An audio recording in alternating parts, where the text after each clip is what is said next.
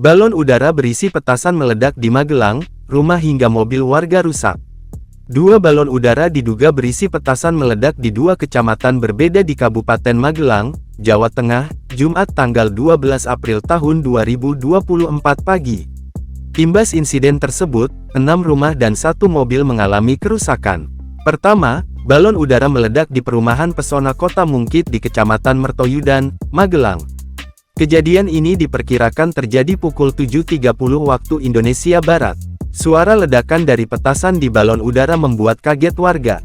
Seorang saksi mata, Randi 32, mengaku sedang berada di dalam rumah ketika balon udara mendarat diikuti ledakan beberapa kali. Randi berpikir ledakan di depan rumah berasal dari tabung gas atau gangguan mesin mobil tamu. Ledakan pertama disebutnya dahsyat, kemudian berangsur rendah. Saya keluar rumah, api masih menyala. Lalu, saya ambil apar untuk memadamkan api, kata Randi. Imbas kejadian tersebut, plafon kamar mandi Randi pecah. Nasib serupa juga dialami Isnovika 36 pemilik mobil yang diparkir di depan rumah Randi. Warga Sukoharjo, Jateng ini baru saja menyalakan kendaraan dan memarkir sejenak ke rumah saudaranya. Ketika hendak menuju mobil, dia menyaksikan balon udara mendarat tepat di depan mobilnya. Saya sempat lihat percikan api. Letusannya besar, kata dia kepada Kompas.com.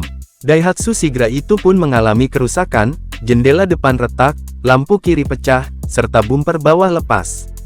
Kapolsek Mertoyudan, AKP Winadi mengatakan, ledakan balon udara berdampak terhadap 5 rumah dan 1 mobil mengalami kerusakan ringan. Dia sebut pula, tidak ada korban luka. Kami mengamankan barang bukti petasan 45 selongsong yang belum meledak. Untuk balon udara, kira-kira diameternya 3 meter terbuat dari bambu, kata dia. Winadi menambahkan, masih menyelidiki dari mana balon udara diterbangkan.